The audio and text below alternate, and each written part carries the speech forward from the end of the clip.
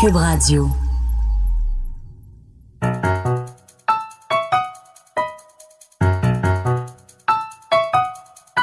Ici Mathieu Bock-Côté et bienvenue aux Idées mènent le monde.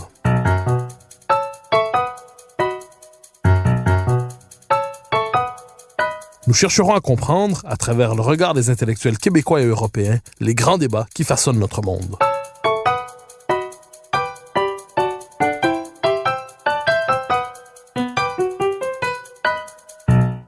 S'il est une chose qui distingue la France de l'Amérique, c'est bien le rapport intime qui s'y est noué entre la littérature et la politique.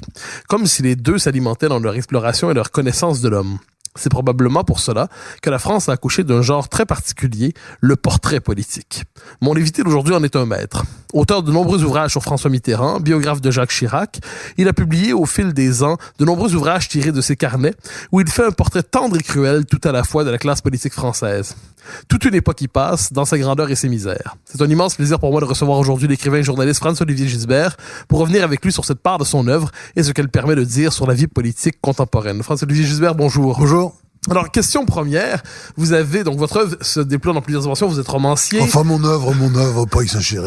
Votre travail au fil des ans. La postérité est un discours aux asticots, disait Louis-Ferdinand Céline. Vous voyez, moi, je suis un petit artisan. D'ailleurs, il y a des grands écrivains qui se sont dit petit artisan, mais c'est comme ça que je vois plutôt mon travail. Vous voyez, vos lecteurs, avec des tables de travail différentes, vous avez raison, il y a les romans qui prennent une place importante et les essais politiques. Alors, sur le plan de l'essai politique, vous avez, tout au long de votre vie, de votre carrière, vous avez accompagné les politiques, donc jamais dans un rapport de pure distance lointaine, à la manière d'un politologue très lointain qui ne connaîtrait pas son objet de l'intérieur, jamais en franchissant la ligne du politique, c'est-à-dire vous n'avez pas rejoint leur univers.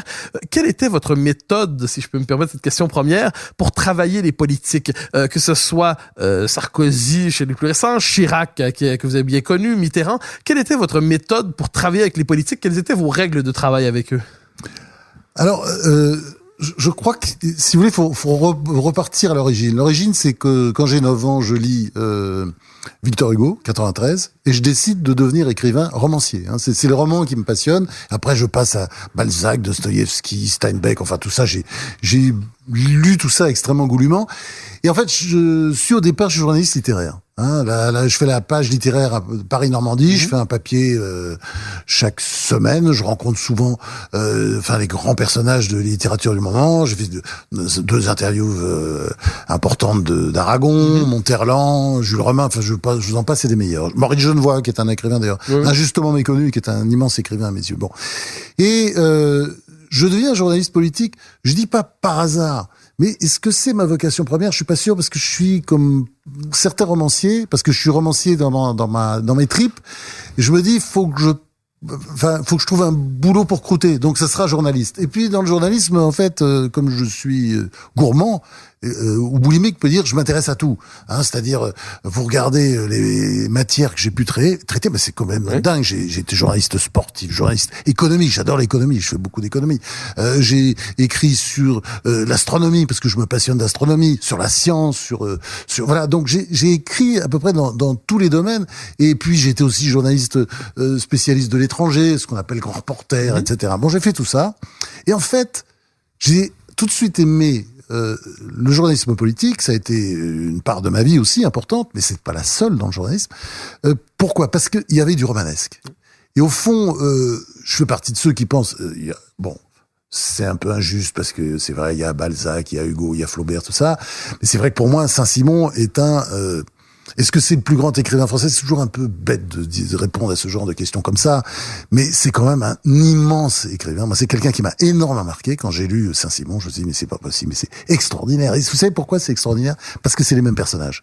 Ils ont d'autres noms, mais en fait, ce système français, d'ailleurs, vous avez raison, parce que c'est la cour. Oui, bien sûr. C'est pour ça, c'est une cour. C'est la cour continue, c'est-à-dire on a décapité le roi il y a longtemps, mais il y a toujours une forme de monarchie. Oui, bien sûr. D'ailleurs, restaurée sous la forme républicaine. Voilà, avec des génuflexions de régicides, parce que de toute façon, ils ont toujours envie de couper la tête du roi devant lequel ils sont déjà courbés. Donc, j'étais tout de suite passionné par le côté romanesque, c'est-à-dire la tragédie, la difficulté, la solitude du pouvoir, la difficulté de gouverner ce pays qui est particulièrement compliqué à gérer parce qu'il est très éruptif, il est émeutier.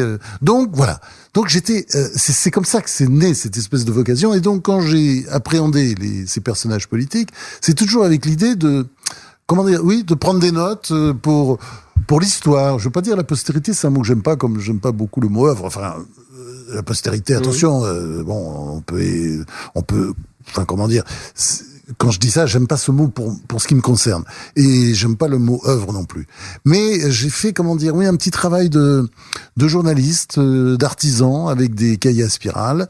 Je notais notamment sur 2 personnages, parce que je pensais qu'ils avaient une vocation, présidentielle, un destin présidentiel. C'était François Mitterrand et Jacques Chirac. Et figurez-vous, c'est la même année. Je rentre dans le journalisme, je suis au Nouvel Observateur à partir de 1971. En 1972, je fais ces 2 rencontres et je me dis, ils seront présidents. Je l'ai fait, je suis tombé juste sur les 2.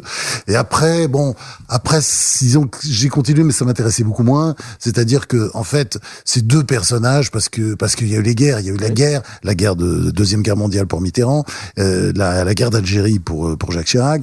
Et ce sont des personnages, ils étaient pas comme les autres, c'est clair. Et puis ça valait 1000 pages. Voyez, ouais. Alors que le destin de Sarkozy ne vaut pas 1000 pages et même pas 200. Et la suite, ça continue comme ça. C'est-à-dire, c'est pas du tout la même histoire. Il y a une grande richesse, c'est ces 2 personnages qui n'ont rien à voir et qui ressemblent pas du tout d'ailleurs à ce qu'on imagine qu'ils sont, puisque François Mitterrand, que j'ai bien connu, vous avez raison, c'est-à-dire je les ai approchés, je les ai aimés, détestés, parce que je suis, Est-ce qu'à certains moments, vous diriez que vous avez été leur ami? Non. C'est compliqué quand même, parce que ils me considéraient peut-être comme tel, et du coup j'ai l'impression que je leur devais quelque chose, et en même temps je suis un journaliste, donc et comme je suis journaliste, je suis je me rebelle très vite, et je suis cruel, quoi. Quand j'écris ce que j'ai vu. Vous voyez ce que je veux dire? Donc c'est très dur. Et parfois d'ailleurs, je m'en suis même voulu pour le livre sur Jacques Chirac. Jacques Chirac, une vie, c'est un gros machin, comme ça, il y a toute la vie. Et j'étais 2-3 fois comme ça, je me disais, mais après coup, parce que quand on écrit, on est là devant sa feuille, et puis on dit, voilà, allez, de toute façon, j'écris pour le lecteur, je suis pas là, c'est pas un problème de mes relations avec Jacques Chirac, voilà, c'est comme ça que j'ai vu les choses. Et je les ai pas pris en traître, bien entendu. Quand vous vendez un livre à 400 000 exemplaires, vous avez toute la petite confrérie des journalistes que vous connaissez bien, qui commence à aboyer et qui dit, oh là là, mais il les a trahis. D'ailleurs, en plus, il me reprochait d'être connivant, c'est-à-dire parce que c'est vrai, je revendique cette connivence, parce que je trouve que c'est important de connaître les sujets qu'on traite, quoi. Donc il faut les connaître de près. Et il y a plein de journalistes qui font ça, et ça, pour moi, ça, à mes yeux, ce sont des bons journalistes. Catherine Ney, Michel Cotta, etc. Toute cette tradition, c'est une tradition d'ailleurs très ancienne en France, parce qu'on doit connaître de près les personnages. Je passe pas de vacances avec eux.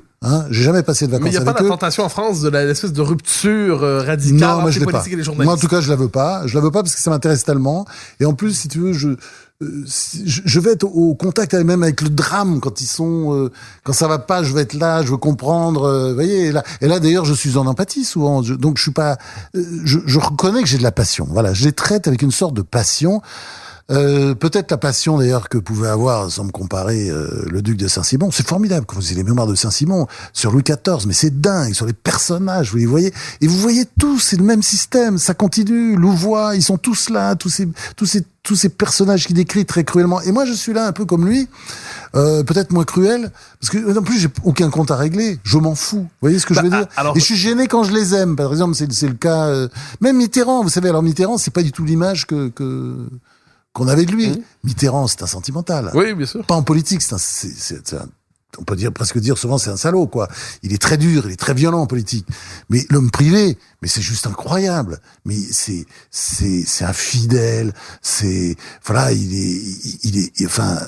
est d'une fidélité totale et absolue. Jusqu'aux amitiés les plus improbables ou les plus inacceptables. Mais oui, absolument. De toute façon, voilà, c'est ça, un ami, on est avec lui toujours, quoi qu'il arrive, dans tous les cas de figure. Enfin, c'est ça, c'est son schéma. Et Chirac, lui, c'est un peu différent parce que, disons, par rapport à l'image qu'on peut avoir, là, je pense que ça corrige un peu l'image qu'on peut avoir de Mitterrand, parce qu'il est un cynique en politique, mais pas en privé. Mais en politique, c'est un cynique. En privé, non. En privé, bon, après il a eu la vie privée qu'il a eue, c'est sûr, mais il était un peu torturé. Il l'avouait, vous voyez, il n'était pas... Bon. Jacques Chirac, lui, c'est le contraire de ce qu'on imagine, c'est-à-dire il est très compliqué. Donc, comme il se cache tout le temps, on n'arrive pas à comprendre. Vous voyez, pensez que moi, je l'ai vu pour la première fois en 1972. Bon, c'était au fin fond de la Corrèze. J'ai vu tout de suite qu'il mangeait énormément. D'ailleurs, c'était comme un concours de bouffe quand on était avec lui. Puis on voyait vous le décrivez dans la tragédie du président, tout ce qu'il peut avaler. Voilà, il fallait manger. Vous voyez, c'est très important, et boire. Alors moi, je mangeais pas de viande déjà, c'était rédhibitoire parce que j'étais végétarien. Donc il me regardait déjà d'un mauvais œil. Donc du coup, j'essayais de me rattraper en mangeant. Puis de toute façon, j'avais une bonne descente de pinard, très important. Vous voyez, vous regardez, il disait bon, ça va, il boit, c'est bien. Je vous assure, on voyait que c'était des critères de jugement. Bon. Et Chirac, au fond, j'ai découvert, alors j'ai eu cette espèce de proximité par la bouffe, par les agapes, on peut dire, assez vite, et j'ai découvert sa culture, mais 10 ans après. Par hasard. Donc j'ai commencé à gratter. Il dissimulait. La formule disait, il liserait un recueil de poésie derrière un Playboy. Oui, c'était exactement ça. Mais ça, c'est une formule. Alors, on savait qu'il avait un peu de culture, et moi, sa culture, j'y croyais pas. Souvent, il parlait de poésie, de trucs, de la musique de Pierre Boulez. Je disais, c'est des trucs. Et puis, peu à peu, jusqu'à quand même la révélation finale.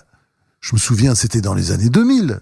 Il est président de la République, et j'ai un rendez-vous avec lui un dimanche, et il appelle en fin de matinée en me disant je suis embêté, je crois que c'était un secrétaire d'État américain qui est de passage et tout, on peut pas se voir ce dimanche, on met ça la semaine prochaine, et puis il me demande ce que je fais. J'ai dit en ce moment je suis en train d'écrire un roman, c'était un roman qui s'appelle Le 8e prophète, c'est un roman philosophique où je racontais, comment dire, c'est une période incroyable, le 6e siècle avant Jésus-Christ. Tous les prophètes sont contemporains. Bon, j'ai découvert ça dans un livre d'Arnold Toynbee, où il s'est un peu gouré sur une date d'ailleurs. Mais enfin, bon, pensez que ils sont pratiquement tous contemporains. Zarathustra, j'exagère un peu, je les mets dans le lot, mais il est pas tout à fait. Mais enfin, on peut le mettre quand même s'il avait vécu très vieux. Mais donc vous avez Zarathustra, vous avez Bouddha, vous avez Lao Tse, vous avez Confucius. Enfin voilà, vous en avez 7. C'est incroyable. Bon. Et il me dit, alors il me demande, oui, sur Bouddha. Bon, c'est assez facile, Bouddha, très bien. Il parle d'un livre ou deux qu'il faut lire, mais je les avais lus, je les connaissais. Et Zarathustra, je n'étais pas encore arrivé à Zarathustra, mais il me dit, est-ce que vous avez lu ça? Ah non. Et ça? Ah non, je me souviens plus des livres, mais je les ai achetés après, et c'était formidable. Et il connaissait les noms, les titres, etc. Il me savait ce qu'il y a dedans. Vous voyez ce que je veux dire? Il les avait lus.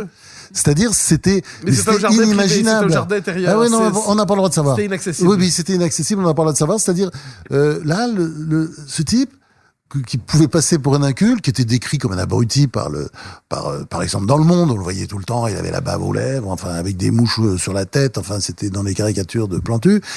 Et, bon, il avait une culture juste incroyable sur des sujets passionnants d'ailleurs, ce qui était toujours la même chose. Mais ça, donc, l'histoire des civilisations, les civilisations disparues, incollable. Ça se révèle à vous, ça dans les années 2000 en fait. Ouais, alors je le fréquente depuis. Voilà, non. J'exagère parce que j'ai vu qu'il y avait de la culture avant. J'ai vu l'archéologie, par exemple, je voyais des trucs apparaître comme ça. Mais sur Zarathustra, ça m'a juste paru juste incroyable parce que il avait tout lu, quoi.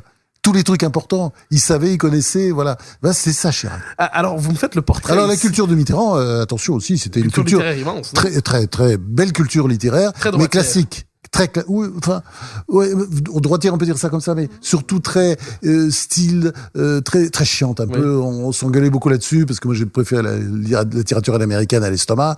Où, cela étant, on se retrouvait sur les grands auteurs du 19e qu'il adorait. Évidemment, moi, je ne jurais que par Balzac. Il était un peu plus Stendhal. Alors dans le portrait que vous me faites, et ça c'est une chose qui m'a toujours marqué quand je vous lis. Vous nous parlez des politiques. Normalement, le premier réflexe du journaliste politique consiste à nous faire la liste des idées du politique en question, son système mental, son système doctrinal, en fait, son idéologie.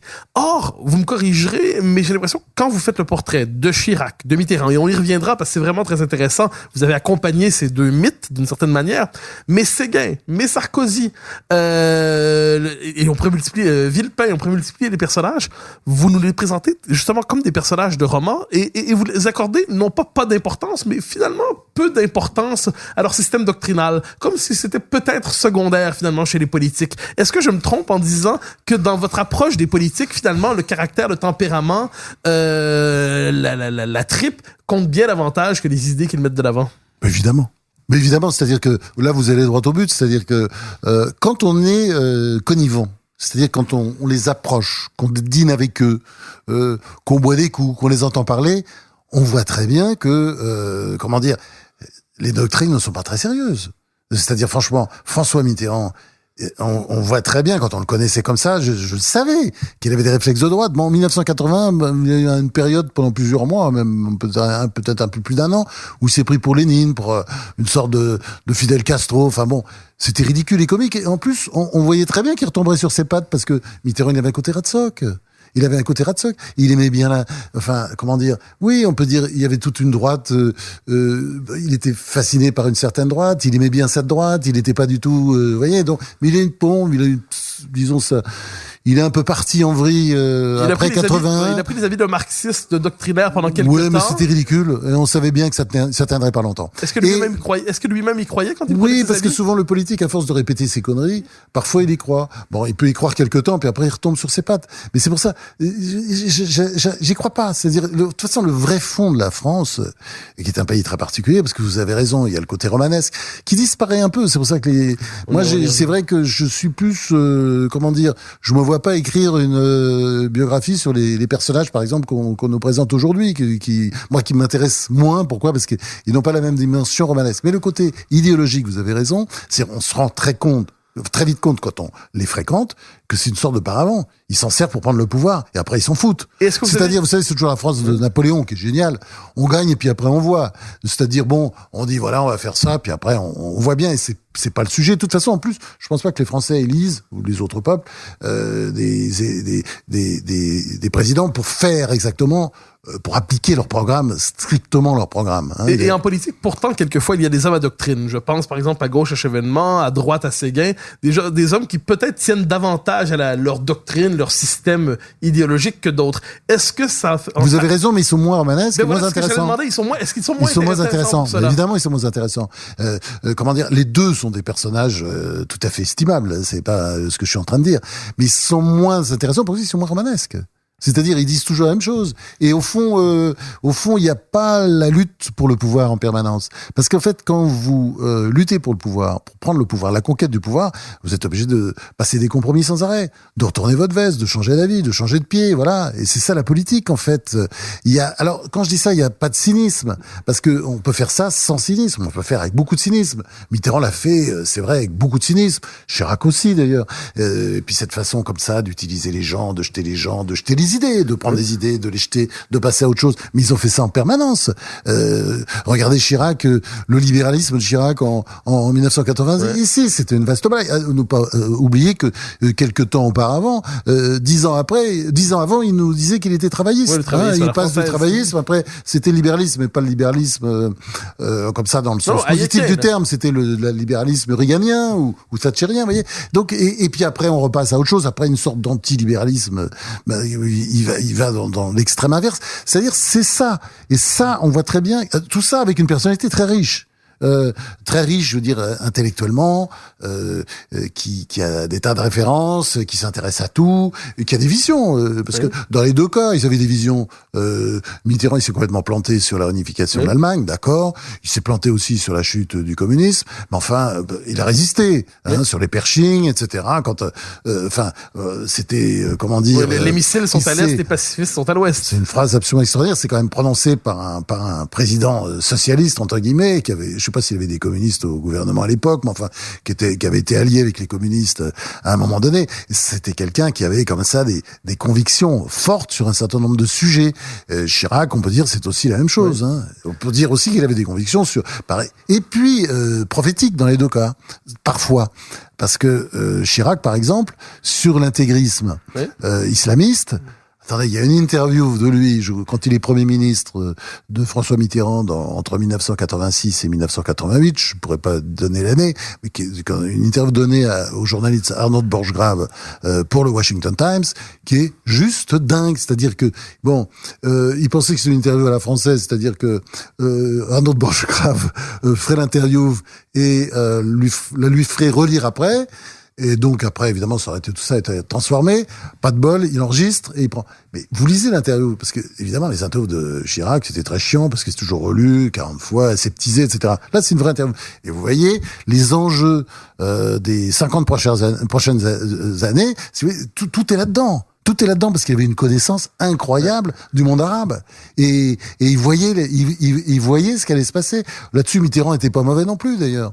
C'était des gens, ils avaient ils étaient attachés au temps long des civilisations. Voilà. Exactement. Alors le temps long de Chirac était plus long que celui de Mitterrand.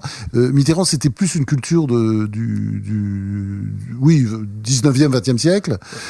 Puis ça remontait un peu, faut pas exagérer quand même, un peu 18e, 17e, je veux pas dire le contraire. Mais il y avait une espèce de culture historique, disons c'était le dernier millénaire. Chirac, c'était en millénaire. Vous savez, c'est la phrase de Jean-Pierre Raffarin, qui était le ministre de Chirac, que j'adore, qui est tellement juste. Il disait toujours, Mitterrand pensait en siècle, Chirac en millénaire, Sarkozy en seconde.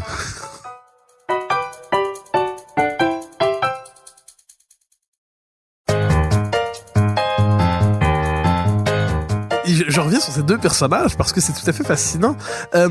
Ces dernières années, vous les avez bien connus, vous les avez travaillé, vous les avez fréquentés. Ah oui, puis les dîners, on a même des rapports personnels, quoi. Vous voyez, mais c'est vrai que pas de vacances, quoi. Non, bien sûr. Mais ces personnages ont été pendant un temps détestés. Mitterrand des dernières années est détesté. Le Chirac des dernières années, je dirais, est peut-être méprisé.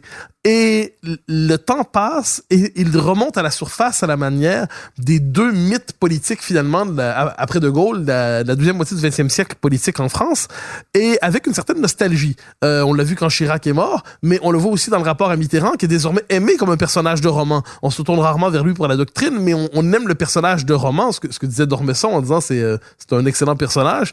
Qu'est-ce qui explique cette nostalgie par rapport à ces deux personnages, donc tels que vous les avez fréquentés et tels que vous comprenez les Français aujourd'hui? La classe. C'est une classe incroyable. Mitterrand, c'est beaucoup. Alors, évidemment, il y a des sortes d'astuces, cette façon d'imposer le silence, de maintenir toujours la distance. Il y a quelque chose de monarchique dans son comportement, même déjà quand il était responsable socialiste. Mais beaucoup de classe, une façon de s'exprimer, une clarté, une intelligence des situations. Ça va vite, quoi. Il pense tout le temps. Et puis, chez Mitterrand, il y a derrière cet incroyable cynisme, parce qu'il est très cynique, il y a brusquement, il va taper du poing sur la table et il va dire voilà, c'est comme ça et pas autrement. Il y a des convictions quand même. C'est ça on est obligé de dire ça. Pas une idéologie. Oui, attention. Des convictions fortes. Il est très européen. Puis il n'a pas envie de faire des concessions là-dessus. Vous voyez ce que je veux dire? C'est bon. Comme ça, on y va. Bon. Et de l'autre côté, Chirac, ça se ressemble beaucoup. C'est quelqu'un qui brusquement, il va se cabrer sur des trucs, on l'a vu sur la guerre en Irak, c'est-à-dire c'était pas du tout un jeu politique, et c'était pas parce que l'opinion française était contre la guerre. C'est juste, ça correspondait tout à fait à son truc. Il disait, mais il va nous foutre. Mais c'était même pas une hostilité à George Bush. Et, souvenez-vous, après le 11 septembre 2001, il file tout de suite aux États-Unis. Il s'en proche quand il y a cette espèce de tragédie énorme aux États-Unis. Voilà, il compatit, il est avec eux. Mais il dit, mais c'est la folie. Il va nous foutre de l'islamisme pour les 20 ans qui viennent. Mais c'est du délire. Mais pourquoi ils font ça? Ça va. Alors bon, on peut dire qu'il avait été proche de Saddam Hussein, qui était vraiment un grand salopard. Oui. Mais il pensait que ça ne pouvait être que pire après, quoi. Et donc, il avait comme ça toujours des visions, des bonnes visions. Oui. Et sur la Chine, par exemple, je vais vous dire un truc. Ça m'a énormément frappé. Je me souviens, un jour, je disais, c'est horrible, la Chine, mais c'est horrible, ils font des manœuvres à balles réelles, mais ils sont fous, etc. Et il m'a dit, mais faut relire l'histoire. Mais la Chine n'a jamais fait la guerre à personne. La Chine, on lui a fait la guerre, elle a été piétinée, etc. Pourquoi? Parce que la Chine, elle a peur d'elle-même. Parce que la Chine sont plusieurs peuples, et il faut que ça cohabite, et c'est pas évident.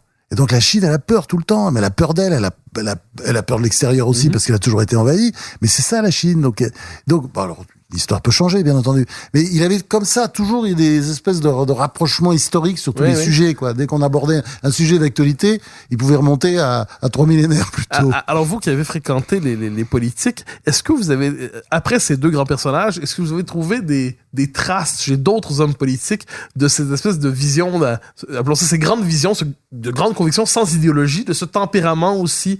Est-ce qu'ils ont des enfants légitimes, disons ça comme ça, ou illégitimes peut-être dans la vie politique, des héritiers qui, sans être des clones, reprennent néanmoins leur style, leur manière d'être, leur manière aussi de penser le politique?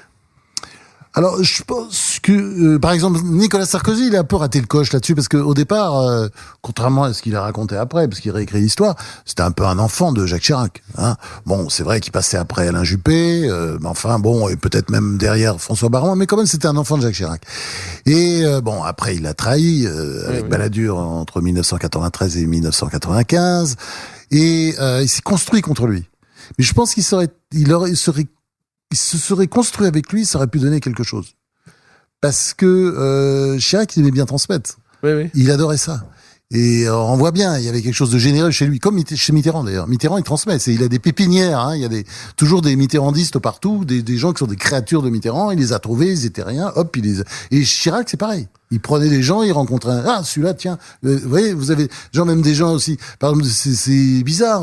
Je pense à même Nadine Morano. Vous voyez, toc, un jour, il a dit, tiens, c'est très bien, il a du talent, celle-là, poussez-la, mettez-la. C'était ça, comme ça, en permanence. C'était des gens, il pensait aux autres et sans arrêt, leur parti, si vous voulez, il était toujours en reconstruction, en essayant de mettre toujours les meilleurs, les gens de talent, etc. Comme ça, en permanence. Est-ce qu'on pourrait dire néanmoins que pour Chirac et pour Mitterrand, il y a donc de grands personnages, mais qu'il y avait presque ce sentiment que le monde s'arrêterait politiquement, le monde allait s'arrêter après eux. J'entends par là Mitterrand lui prête cette fameuse formule, je serai le dernier grand président, ensuite il y aura des comptables. Et dans le cas de Chirac, il a quand même liquidé à droite tous ceux qui auraient pu être d'une manière ou de l'autre, qui prendre la figure du successeur. Non, parce il peut pas liquider, c'est-à-dire on voit, de toute façon, je disais, Nicolas Sarkozy s'est construit contre Jacques Chirac.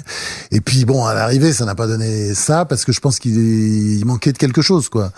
Et donc non, moi je suis pas d'accord avec vous sur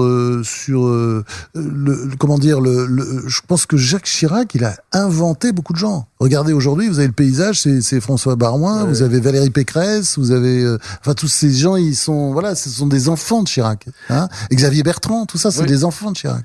Donc ils sont là. Et Mitterrand, alors c'est incroyable, les Védrines et tout ça, les Fabius, enfin maintenant tout ça à un certain âge.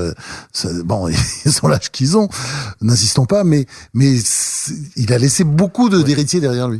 Alors, vous avez eu cette formule, vous dites de la politique. Aujourd'hui, je ne veux pas faire de vous un nostalgique, c'est pas votre trait distinctif, mais vous dites les politiques d'aujourd'hui sont peut-être moins romanesques, sont peut-être moins inspirants. Et comment expliquez-vous qu'on soit passé finalement des personnages de romans, des personnages de télé-réalité en quelque sorte?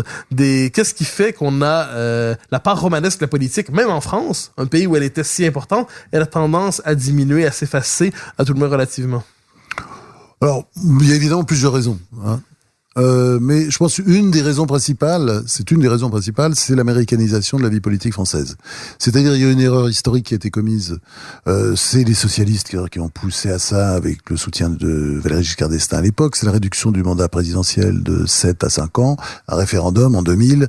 Les Français ont dit oui, c'était une erreur. Moi, j'ai voté non, j'étais hystérique. Pourquoi? Parce que la constitution du général de Gaulle, qui était, tellement bien pensée, du général de Gaulle, écrite par Michel Debré, jamais oublié aussi, mais c'était tellement bien pensé, il y avait l'idée que la France était un pays monarchique et régicide, et donc il lui fallait une reine d'Angleterre, et la reine d'Angleterre, c'était le président élu pour 7 ans. Voilà, c'était ça, et ça fonctionnait. Une reine d'Angleterre avec des pouvoirs. Oui, avec des pouvoirs, peut-être un peu trop de pouvoirs, on aurait pu les renier un peu, mais une reine d'Angleterre. Et c'était important. Et c'était une forme de continuité, de sécurité, voilà, c'était là. Et finalement, alors on a dit la cohabitation, écoutez, franchement, il paraît que ça empêchait les réformes. Vous savez, sans cohabitation, il n'y a pas de réforme non plus. C'est le problème de la France. Enfin, vous voyez, c'est pas fondamental. Mais je pense qu'il y avait peut-être plus d'unité nationale dans les moments, voilà. Bon, donc c'est une erreur, ça a été une erreur mortelle. Et à l'américanisation, il y a aussi la violence de la vie politique, parce que c'est vrai que est-ce que c'est dû uniquement à la réduction du mandat présidentiel de 7 à 5 ans? Je crois pas, mais la vie politique française est beaucoup plus violente qu'elle était auparavant. La violence de la presse, la violence des réseaux sociaux, toute une série de journalisme dit d'investigation qui est quand même une vaste blague, parce que ça consiste à prendre, enfin ça on voit les effets mortifères. Ça consiste à recopier les rapports des juges, enfin des magistrats, et on considère, voilà, sans faire la contrepartie, sans faire la contre-enquête justement.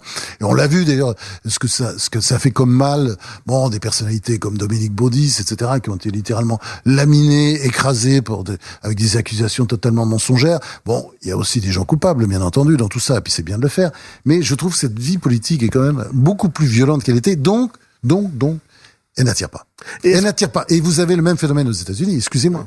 Parce que quand vous voyez la dernière élection présidentielle américaine, excusez-moi, mais c'est complètement dingue. On voit bien que plus personne aux États-Unis n'a envie d'être président. Il y a un vieux personnage, bon, qui est porté sur la bibine, enfin, sans être désagréable. Moi aussi, c'est pas une insulte ce que je dis, mais enfin, c'est écrit sur lui. Bernie Sanders, avec Hillary Clinton, qui, c'est les rapports qu'elle a avec le Qatar, les millions de dollars, etc. Pas sombre, enfin, tout le monde est au courant et tout le monde sait. Donc, dans le camp démocrate, vous avez vu, c'est quand même, c'est incroyable. C'est deux mauvais candidats. Et du côté des républicains, vous avez des candidats, mais de l'autre monde. Enfin, ce sont des blagues. Enfin, chaque candidat, c'est une blague. Il arrive, moi j'ai vu ces débats, parce que à cause de mes origines américaines, je regarde souvent les débats des primaires, parce que grâce à Twitter, voilà, on a tout ça même en direct sur son téléphone, c'est génial.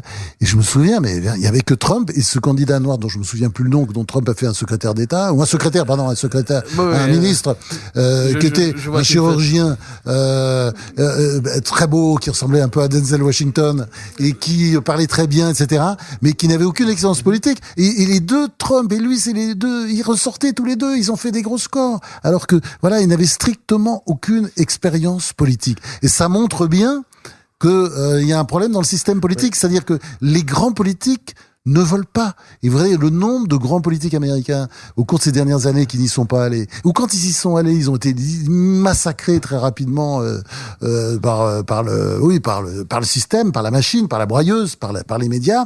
Voilà, c'est ça le problème qu'on a aujourd'hui en France. C'est-à-dire que il y a beaucoup de gens qui sont en retrait, qui n'ont pas envie.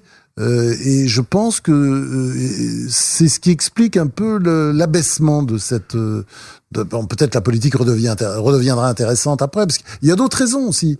Mais je pense aussi peut-être la politique attire moins qu'elle a attiré à une époque. Et est-ce qu'on pourrait dire, paradoxalement, aussi que le journalisme n'attire pas le même type de... Alors, vous l'avez dit, vocation première, romancier. Le journalisme, il faut bien gagner sa vie, et finalement, on investit une partie de sa vocation de romancier, d'écrivain, dans le journalisme. Et ça donne un type de journalisme relevé, cultivé. Est-ce qu'on peut dire que, et je le dis méchamment un peu, mais que les nouveaux journalistes n'ont pas eu la vocation de romancier d'une manière ou de l'autre? Le journalisme aujourd'hui produit des fact-checkers, des décodeurs, des gens qui sont sous le signe du scepticisme généralisé et qui n'entrent pas, eux, dans l'imaginaire du roman lorsqu'ils parlent des politiques. Ouais, c'est-à-dire que, là, on revient, c'est totalement culturel. C'est-à-dire que, là, je vous disais, je voulais être écrivain quand j'étais petit, et puis, j'ai écrit beaucoup plus de romans que de livres politiques, finalement. Mais c'est vrai que, j'étais nourri au lait de Tom Wolfe, Hunter Thompson, et Norman Mailer que je connaissais très bien. Et Tom Wolfe, j'avais une telle admiration pour le gauchisme de Park Avenue, qui était un recueil de nouvelles absolument drôle, immonde, méchanceté folle. Et la soirée chez Leonard Bernstein, mais c'est des moments d'anthologie, c'est incroyable ce livre, je l'ai relu il y a quelques années, mais puis on rit toujours autant. J'étais nourri à ce mais la littérature était votre mode de connaissance du réel. Si mais c'est-à-dire que vous avez, d'ailleurs, je peux écrire des articles, comme je dis de temps en temps, en Norman Mailer, j'adore ça. C'est-à-dire que il faut, il faut aller droit aux faits, avoir une humilité totale. Je pensais aux articles incroyables d'Hunter Thompson sur Richard Nixon, enfin les interviews, les trucs, mais c'est juste d'une drôlerie, c'était incroyable. Et puis ça allait droit au but.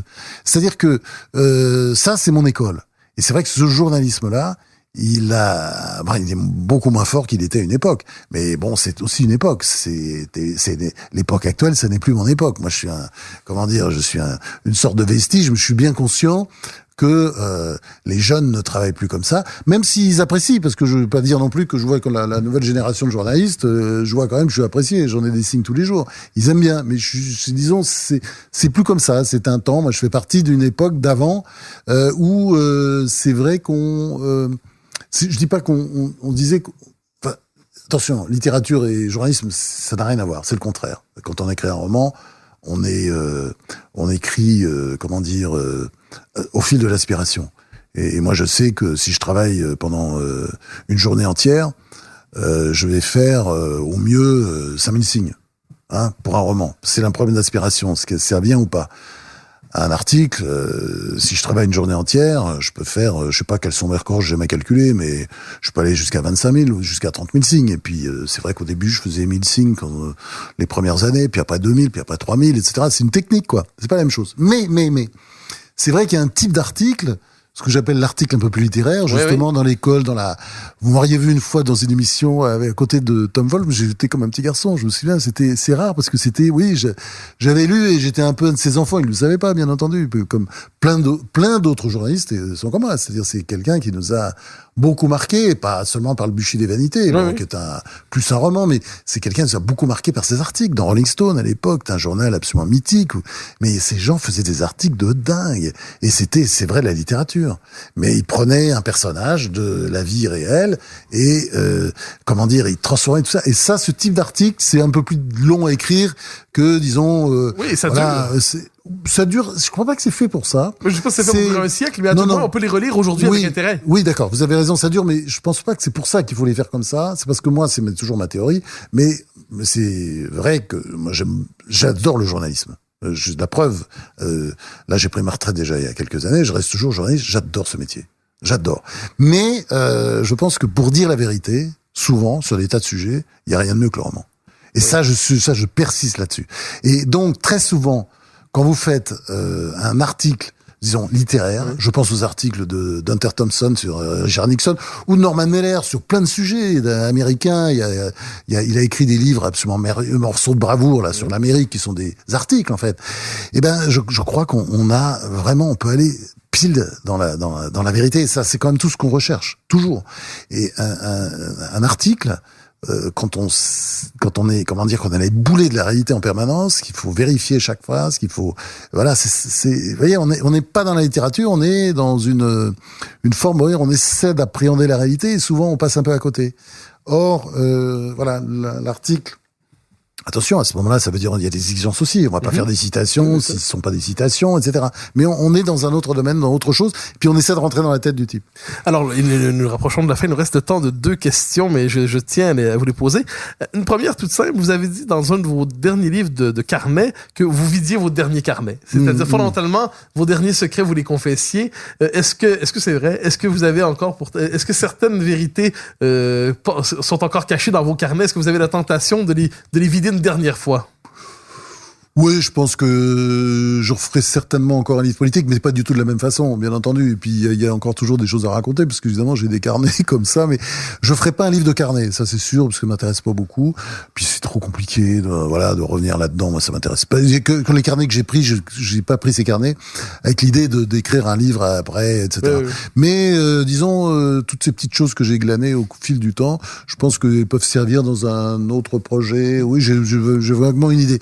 Mais je suis passé quand même à autre chose. Moi, je suis dans les romans, j'écris régulièrement des romans. Maintenant, c'est vraiment j'adore ça. Mais j'adore le journalisme aussi à cause de la curiosité. Je suis quelqu'un de très curieux, je m'en rends compte.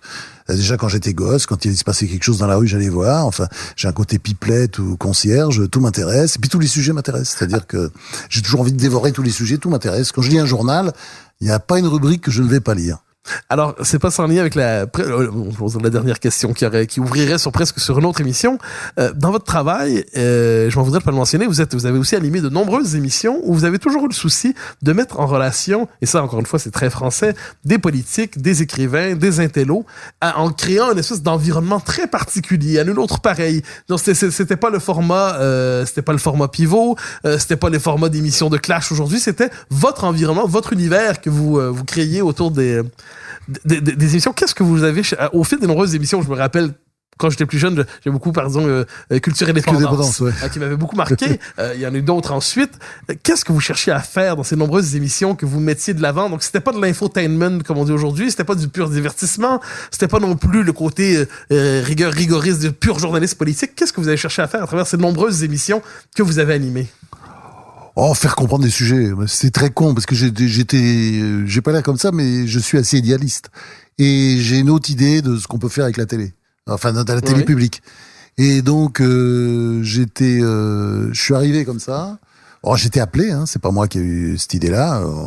Je suis arrivé par hasard à Paris Première parce qu'ils avaient besoin de quelqu'un pour remplacer toute urgence Jean Edernalier qui venait de mourir.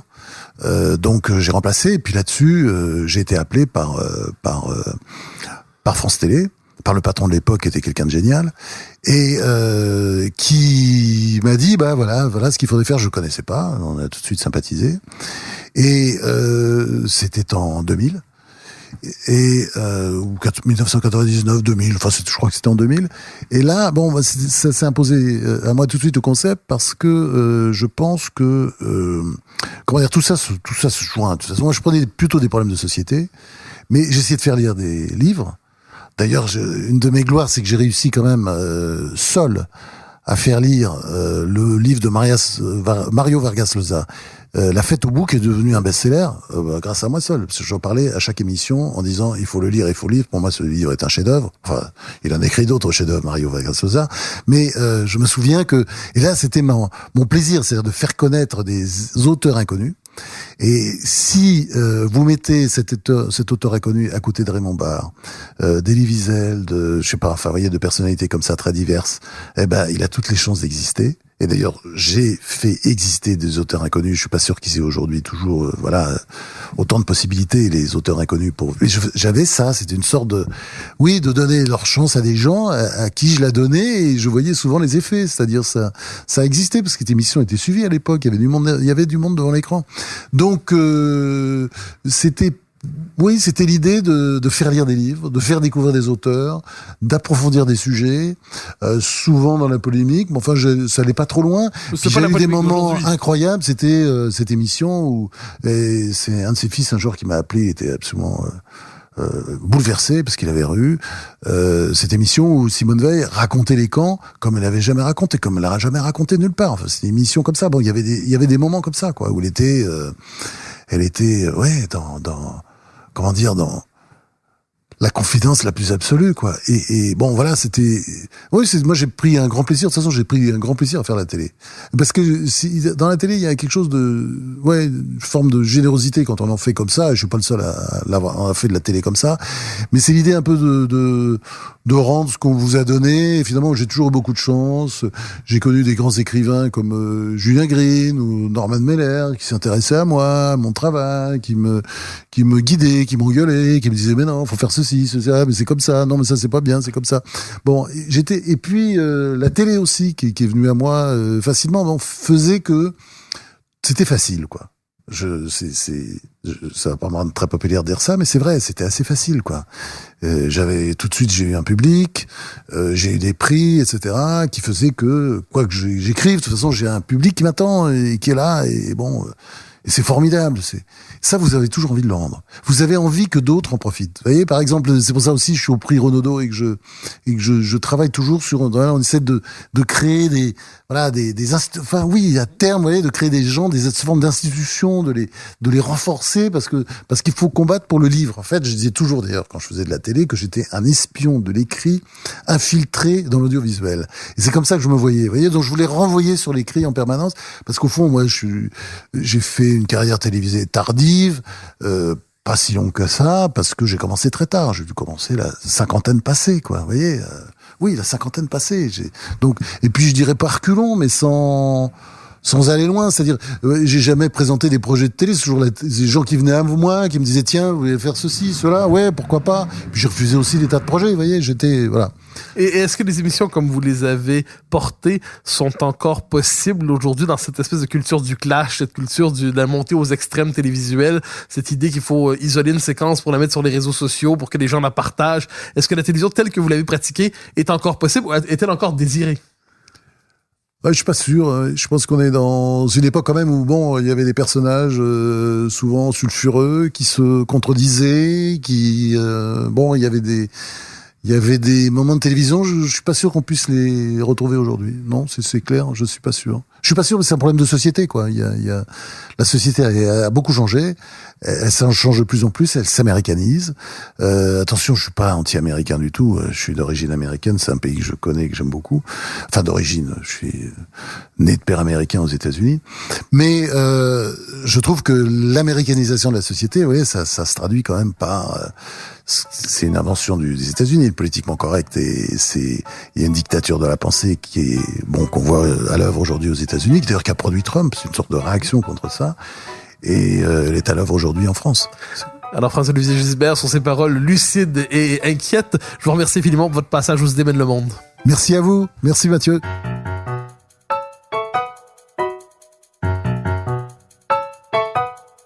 Chers auditeurs des Idées mènent le monde, vous pouvez faire connaître le balado sur vos réseaux sociaux en partageant les épisodes que vous aimez. Cela nous donne à chaque fois un fier coup de main pour faire découvrir le balado. Ainsi, si vous écoutez sur une autre plateforme que Cube Radio, laissez-nous un commentaire. C'est encore une fois un geste qui nous permet de faire connaître la série au plus grand nombre. Merci à vous d'être à l'écoute. Vous pouvez me suivre sur Twitter et sur Facebook. Vous pouvez également lire mes chroniques chaque mardi, mercredi, jeudi et samedi dans le Journal de Montréal. Et chaque semaine, vous pouvez me suivre à la Joute à TVA.